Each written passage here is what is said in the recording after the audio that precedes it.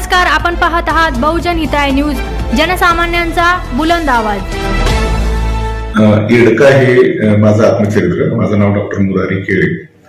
येडका हे आत्मचरित्रामध्ये लहानपणापासूनचा संघर्ष आहे। त्याच्यामध्ये बालपणचा संघर्ष असेल, शिक्षण घेत असतानाचा संघर्ष असेल, सामाजिक संघर्ष असेल आणि नोकरीमधला संघर्ष असेल, या सगळ्याचा संघर्ष आणि त्यामध्ये एवढा संघर्ष असूनही मल्टीटास्किंग करत शिक्षण घेतलेलं आहे।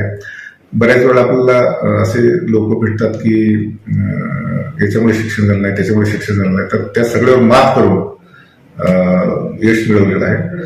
कनिष्ठ अभियंता ते एखाद्या राज्याचा अध्यक्ष तथा व्यवस्थापकीय संचालक असं नोकरीतला प्रवास होता, जबरदस्त आहे।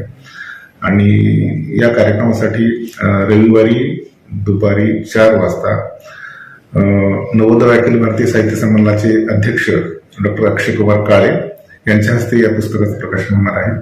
आणि त्यासाठी अध्यक्ष म्हणून doctor Phulari sir, doctor Babasaheb Ambedkar Marathwada विद्यापीठाचे कुलगुरू हे उपस्थित राहणार आहेत।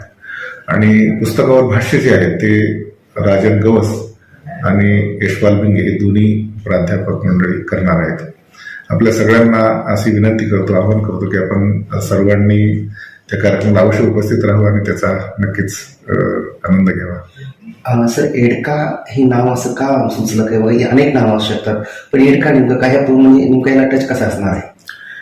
येडका हे नाव सुचण्याचं कारण, येडका हा संघर्ष करणारा प्राणी, अन्यायाविरुद्ध हे पुस्तकाचं त्याचं कोर आहे की याच्यामध्ये काय होतं की तो नायक आहे, तो दिशा देण्याचं काम करतो, संघर्ष करतो, अन्यायाविरुद्ध धडका देतो, म्हणून येडक्याचं हे केलं। आणि त्यामध्ये बघा की येडक्याचं चित्र जे आहे ते मागं दिलेलं आहे आणि समोर जे आहे ते कंदील आहे, म्हणजे अंधारातून प्रकाशाकडे कशी वाटचाल, कंदील आहे म्हणजे त्यावेळेस अंधार दूर करण्यासाठी पहिल्यांदा, नंतर त्यात बल्ब आला, नुसता बल्ब नंतर तिथं मेंदू आहे, तो प्रकाशमान आहे, म्हणजे अशा पद्धतीचा प्रवास या पुस्तकामध्ये आलेला आहे।